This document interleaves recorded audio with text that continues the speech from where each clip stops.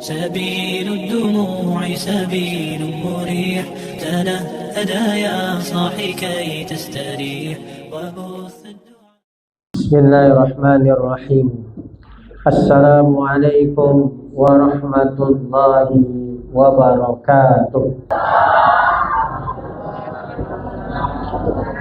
الحمد لله رب العالمين الذي علم بالقلم علم الإنسان ما لم يعلم. أشهد أن لا إله إلا الله وحده لا شريك له مالك العلم وأشهد أن محمدا عبده ورسوله المبعوث إلى جميع الأمم. اللهم صل على محمد وعلى آله وصحبه الكرام. أما بعد. قال الله تعالى في كتابه الكريم: أعوذ بالله من الشيطان الرجيم. بسم الله الرحمن الرحيم. يا أيها الذين آمنوا إذا تداينتم بدين إلى أجل مسمى فاكتبوه. Hai orang-orang beriman, kata Allah, kalau kamu melakukan transaksi yang tidak tunai atau berhutang, maka catatlah. Quran Surah Al-Baqarah ayat 282. Waqala Rasulullah sallallahu alaihi wasallam, man faraka ruhul jasada wa huwa bari'un min salasin dakhala jannah minal ghulul wal kibar wad dain. Siapa yang berpisah roh dari jasadnya, artinya siapa yang meninggal dan dia bebas dari 3 hal, maka dia berhak masuk surga. Ketika dia bebas dari khianat, bebas dari sombong, bebas dari hutang, maka dia masuk surga. Yang terhormat Bapak Ketua Musholla Al-Mi'raj beserta seluruh pengurus, Bapak Imam, dan para orang-orang tua, seluruh Bapak Ibu, adik-adik, Risma, semuanya yang hadir kami hormati. Semoga kita yang hadir ini Allah rahmati, Allah berkahi, Allah ridhoi. Bapak Ibu yang kami hormati, di pertemuan ini kita akan membahas tentang dilema hutang. Dilema hutang piutang. Apa dilemanya hutang itu, Bapak Ibu? Di satu sisi, hutang itu ketika mungkin dia bisa jadi pahala besar, tapi dari hutang itu juga bisa menjadi dosa besar. Itu dilemanya, Pak. Artinya memberi hutang bisa dapat pahala, tapi kalau salah-salah bisa jadi dosa. Itu hutang. Dilema di masyarakat juga, Bapak Ibu, apa dilemanya? Hutang itu, ketika kita kasih hutang, dilema. Kenapa dikasih dilema? Karena lokak duit itu tidak balik. Tidak dikasih, lokaknya musuhi. Itu kan dilema. Dikasih hutang, lokak tidak balik duit. Tidak dikasih, nyemusuhi. Tidak lagi kawan. Itu dilemanya hutang. Tapi yang kita bahas itu, Bapak Ibu, dilema hutang antara pahala dan dosa. Pertama, Bapak Ibu, kita bahas dari sisi pahala dulu. Hutang. Hukum hutang itu boleh, Pak, mubah. Artinya mubah itu boleh. Tidak ada dosa berhutang. Bahkan Nabi pun pernah berhutang. Bahkan kepada Yahudi. Ngutang makanan, ngutang gandum. Dan Nabi menggadaikan baju besinya, baju perangnya. Artinya hutang itu boleh. Yang tidak boleh itu berhutang tapi tidak bayar. Itu yang tidak boleh itu, Pak. Nah, Bapak Ibu, pertama dari pahala dulu. Pahala bagi orang yang memberi hutang. Agar ikut jadi motivasi untuk kita, Bapak Ibu. Ternyata pahala memberi hutang itu besar. Jadi biar jangan ragu-ragu. Seandainya kalau habis sholat isya, kalau ada orang nak ngutang, kasih. Karena pahalanya gedang. Hadis pertama, man naffasa an mu'min kurbatan min kurabid dunya naffasallahu anhu kurbatan min kurabi yaumil qiyamah. Siapa yang menghilangkan kesulitan orang beriman, maka Nabi jamin Allah hilangkan kesulitan dia kelak pada hari kiamat. Bayangkan Pak, ikut pahala beri hutang. Datang orang bapak ibu ke rumah kita, dia sedang susah, ngutang, minjam. Maka ketika kita kasih pinjam, ngasih hutang, kita tu berarti sedang menghilangkan kesulitannya. Maka balasan untuk kita yang memberi hutang, dijamin Nabi Allah hilangkan kesusahan kita kelak pada hari kiamat. Masya Allah. Kemudian kata Nabi, wa man yassara ala mu'sir, siapa yang mudahkan orang yang sedang susah, mudahkan orang yang sedang susah, yassarallahu alaihi fid dunya wal akhirah, Allah mudahkan juga dia dunia akhirat. Datang orang berhutang kayak kita Pak, ketika kita kasih hutang, kita tu sedang memudahkan dia.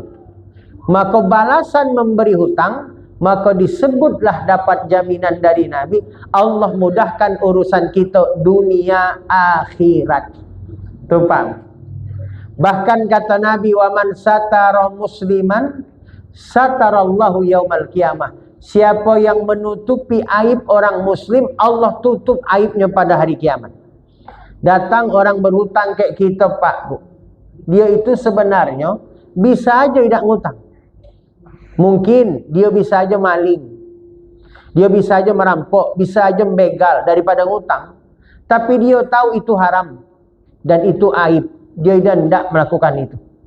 Dia bisa aja tidak usah ngutang kayak kita. Dia mungkin minta-minta di lampu merah. Dia mungkin keliling rumah minta-minta. Atau ngecat badannya jadi silper mungkin. Painya ke tengah jalan minta-minta. Dan itu tidak diharamkan, tidak ada haram. Tapi bagi dia aib, maka dia lebih milih datang ke kita ngutang. Dia nutupi aibnya dengan cara ngutang. Maka ketika kita ngasih hutang, berarti kita sedang menutupi aibnya. Apa Nabi jamin? Allah tutup aib kita dunia akhirat. Masya Allah. Wallahu fi aunil abdi madamal abdu fi auni akhi. Kata Nabi, Allah akan nolong hambanya selama hambanya mau nolong sesamanya. Allah itu nolong kita Pak Bu, kalau kita mau nolong sesama kita. Datang orang berhutang Pak Bu, maka kita kasih hutang, berarti kita sedang menolongnya yang sedang butuh. Maka apa balasan dari Nabi jaminkan? Allah tolong pula kita. Kesimpulan dari hadis riwayat Imam Bukhari ke apa Bapak Ibu? Al jaza'u min jinsil amal. Balasan itu sesuai ke jenis amal kita.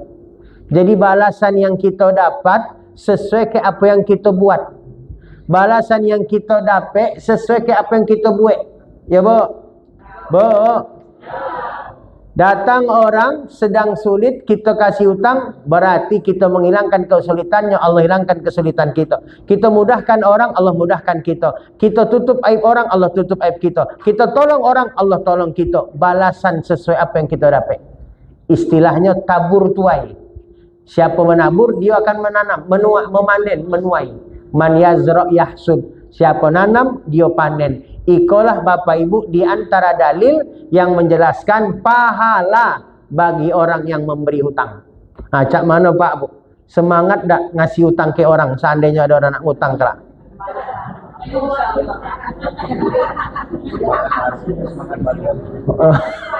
Tidak semangat balik. Kalau belum semangat, ada hadis lagi. Ada satu riwayat, walaupun ulama hadis berselisih mengenai status hadis itu. Jadi ada kisah, ra'aitu ala babil jannah maktuban.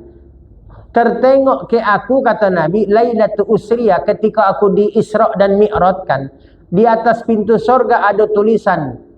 Apa tulisannya? As-sadaqatu bi asyri amsalihha. Sedekah itu dibalas 10 kali lipat. Wal qardu bi samaniyati asyra. Ngasih hutang dibalas 18 kali lipat. Masya Allah. Sedekah 10 kali lipat, Ngasih hutang 18 kali lipat balasan. Bertanya Nabi ke Jibril, ya Jibril, ma balu? Jibril, kok bisa itu? Kenapa bisa lebih utama ngasih hutang daripada sedekah? Apa penjelasan Jibril, Bapak Ibu? Ketika sedekah itu bisa ke siapapun. Bisa jadi sedekah kita ke orang kaya, bisa jadi sedekah itu ke orang miskin yang mungkin belum butuh dia hari itu, karena masih banyak sedekah orang lain. Tapi kalau datang orang, Bapak Ibu, ngutang, dia sedang butuh di hari itu, kita kasih, berarti kita sedang menghilangkan kesusahannya, berarti betul-betul dia butuh di hari itu. Itulah kenapa pahala berhutang lebih besar daripada sedekah, hadis itu.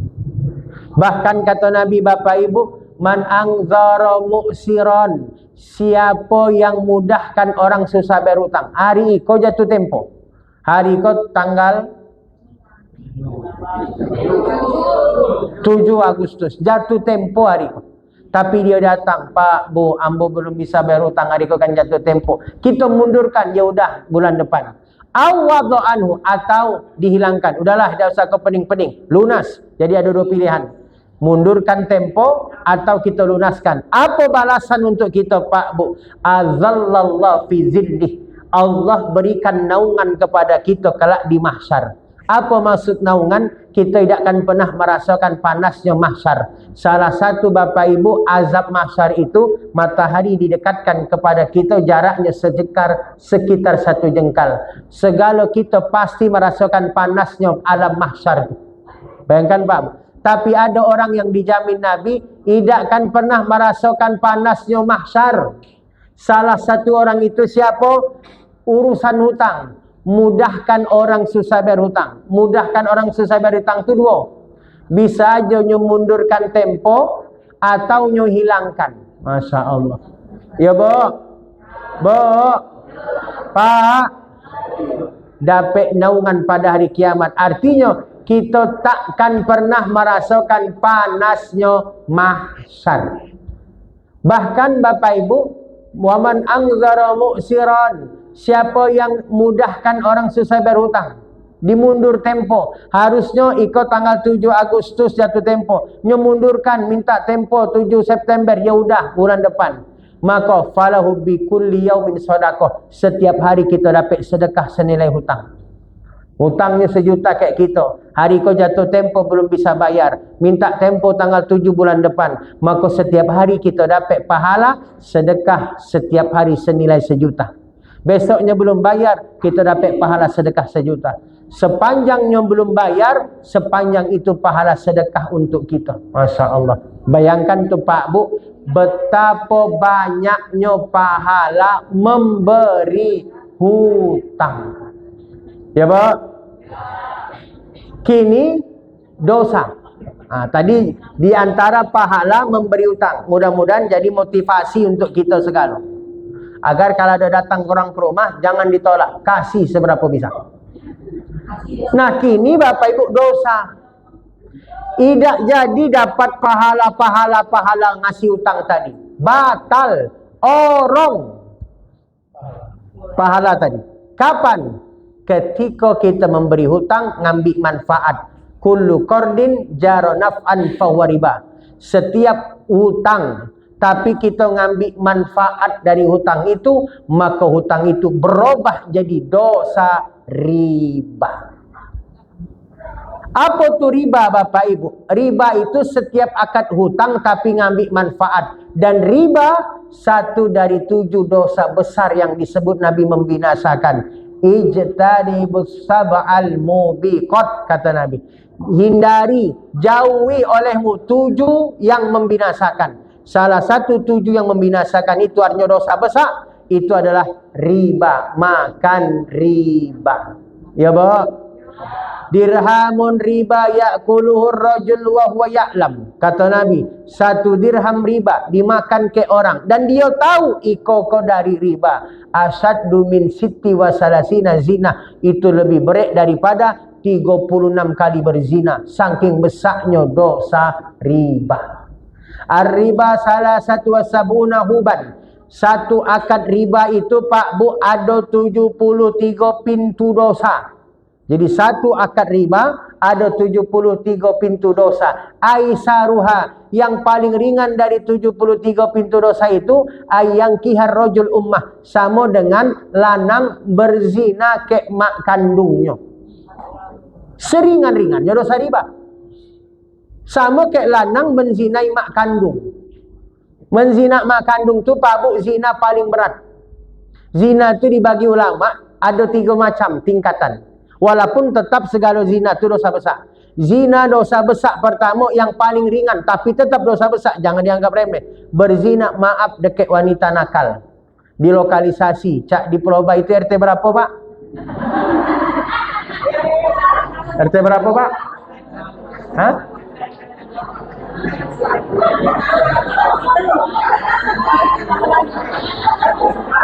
Sebelas. Dari mana Bapak tahu? Oh.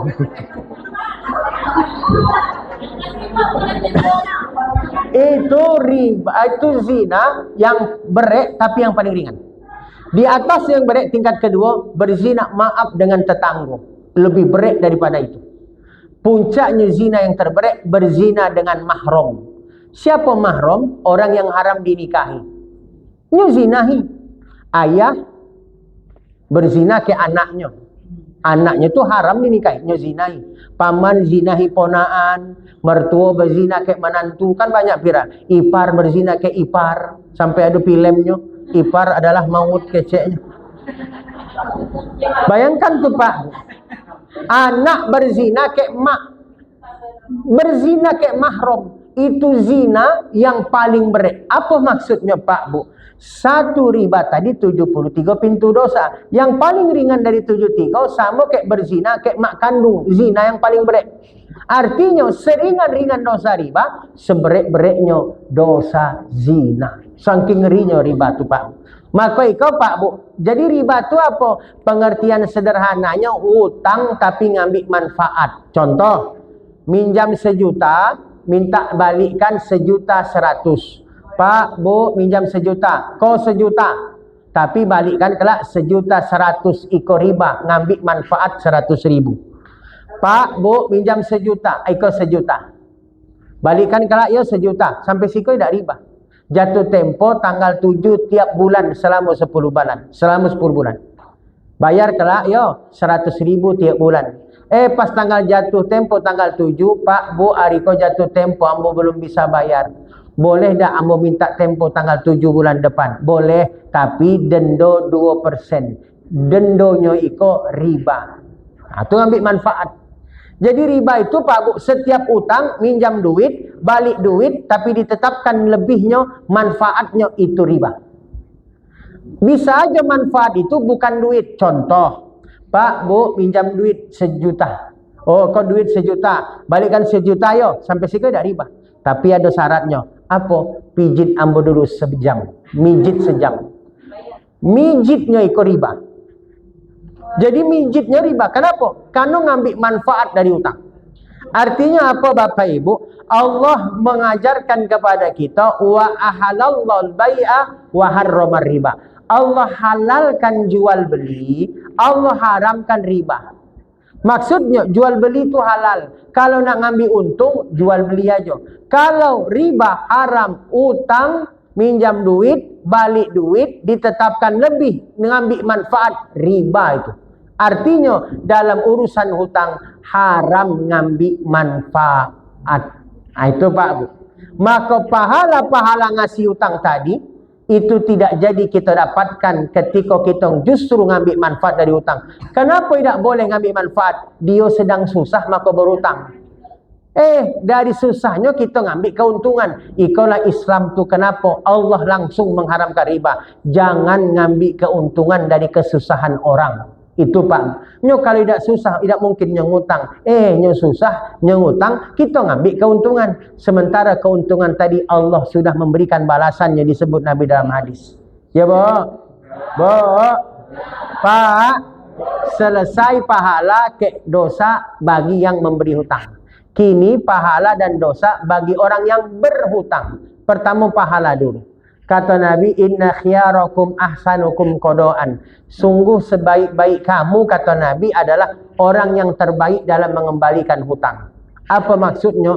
Balikan hutang jangan jatuh tempo. Sebaik-baik orang tu. Balikan hutang kalau bisa lebihkan dari hutang. Jangan dijanjikan. Kalau dijanjikan, riba. Pak, Bu, pinjam duit 1 juta. Kau balikkan 1 juta yo? Yo. Tiba-tiba bapak ibu balikkan 5 juta. Halal apa tidak kau Pak, Bu? Halal kan tidak dijanjikan. Itu yang disebut Nabi sebaik-baik orang. Tapi mustahil tu gayanya. Pinjam 1 juta balik 5 juta tu. Tapi seandainya lebihkan, halal. Tapi haram, Pak, pinjam 1 juta. Kelak ambil lebihkan, amanlah. Riba tu. Karena janjikan. Maka siapa orang terbaik? Salah satu disebut Nabi, orang berhutang tapi dia menjadi orang terbaik, dia balikkan, lebihkan hutang tu. Kenapa? Itu yang disebut cara berterima kasih. Itu terjadi kayak Nabi. Nabi pernah minjam onta, Pak, onta kepada sahabat. Onta tu tidak gedang-gedang nian. Suatu ketika sahabat kau minta ontanya, Rasul, tolong balikan onta yang dipinjam dulu. Nabi balikan onta tu, Pak. Dan onta tu lebih besar dari yang Nabi pinjam. Kecek sahabat lain, Rasul kan onta yang kemarin kau pinjam tidak gedang, amek. Ngapa kau ontanya gedang nian? Itulah kecek Nabi. Inna khiyarakum ahsanukum qadaan. Sungguh sebaik-baik kamu yang terbaik dalam mengembalikan hutang. Artinya kalau pacak dilebihkan, tapi jangan pernah dijanjikan waktu akad minjam. Ya, Pak? Ya, Pak? Man akhaza amwalan nas. Siapa yang ngambil harta orang, artinya minjam. Yuridu ada'aha adallahu anhu. Dan dia berkeinginan, dia ingin mengembalikan itu hutang. Allah mudahkan dia balikan hutang itu. Wa man akhazaha. Siapa yang ngambil harta orang minjam. Yuridu itlafaha atlafal anhu. Tapi siapa yang hutang, dia tidak mau mengembalikan. Terniat dia, idan tak kau balikkan. Biar lenyap hartanya. Allah lenyapkan juga dia. Allah susahkan juga dia. Bayangkan, Pak. Apa maksud hadis kau, Pak? Kata Nabi, siapa yang berhutang dan dia berkeinginan untuk balikkan hutang. Yakin Nabi katakan, Allah mudahkan dia balikkan hutang. Tapi siapa berhutang, idan tak balikkan. Allah juga akan susahkan dia. Apa pelajarannya Bapak Ibu? Bagi kita yang berhutang, jangan pernah terbesit untuk tidak balikkan hutang. Allah susahkan kita, Pak. Maka orang yang tidak nak bayar hutang, matlul ghani zulmun. Orang yang tidak mau bayar hutang, setiap hari dia zalim, dosa besar, dosa besar, dosa besar. Kan ada tu penyakit di masyarakat tu. Kalau minjam tu mudah nian, balikkan susah. Berarti ada orangnya di situ nampaknya. Langsung nyambung nampaknya ionya. Kan banyak tu Pak, berhutang lama tidak balikan. Dikecek tidak ada duit, tidak pula. Buktinya tiap liburannya jalan-jalan, nyo upload pula jalan-jalan. Lagi makan di restoran, dipotongnya pula makan lemak. Kita yang ngasih hutang tadi jalan-jalan tidak pernah, makan di restoran tidak pernah. Gara-gara duit kita diambilnya. Sementara dia yang berhutang, nyo jalan-jalan, nyo makan-makan. Ya Allah, bayangkan Pak. Maka ketika orang itu tidak bayar hutang, setiap hari dia dicatat dosa besar. Berhutang dan tidak balikan. Bahkan kata Nabi, ibu bapa, orang berhutang dan tidak balikan itu, kelak pada hari kiamat, sekelompok dengan orang maling. Laki Allah yaumal kiamah sarikon. Berkumpul kelak pada hari kiamat dengan orang-orang maling. Orang berhutang tapi tidak balikkan, sama ke maling. Bahkan Bapak Ibu, orang berhutang kalau tidak balikkan itu Bapak Ibu, apa kata Nabi dalam hadis itu? Man mata wa alaih dinar wa dirham. Siapa yang mati dan ada hutang. Ingat kata Nabi, kudiya min hasanatihi. Hutang itu kelak akan dia bayar. Di dunia tidak dia bayar, kelak dia akan bayar di akhirat. Dengan apa pahala-pahalanya? Fa inna laisa sama dinar wala dirham. Karena di akhirat tidak ada duit untuk bayar hutang. Artinya Bapak Ibu, hutang itu kalau tidak kita bayar hari itu di dunia dan mungkin tidak ditagih oleh orang ngasih hutang, jangan senang dulu. Ternyata dia pasti nagih. Orang yang ngasih hutang kayak kita, kalau dia tidak ikhlas, dia pasti nagih kelak pada hari kiamat. Maka diingatkan Nabi. Jadi pasti kita bayar hutang itu. Tapi bayarnya kata Nabi bukan dengan duit, karena di akhirat tak ada duit. Tapi bayarnya dengan apa? Dengan pahala-pahala kita. Maka orang berhutang itu kalau mati tidak bisa masuk surga. Orang berhutang itu kalau mati Pak Bu, dosanya tidak diampuni. Ngeri Pak Bu utang kok. Apa kata Nabi? Yughfaru lisahid kulla dzanbin. Diampunkan segala dosa orang mati syahid itu. Illa dain, kecuali satu, hutang. Bayangkan Pak Bu, orang mati syahid yang harusnya masuk surga tanpa hisab, orang mati syahid itu. Tapi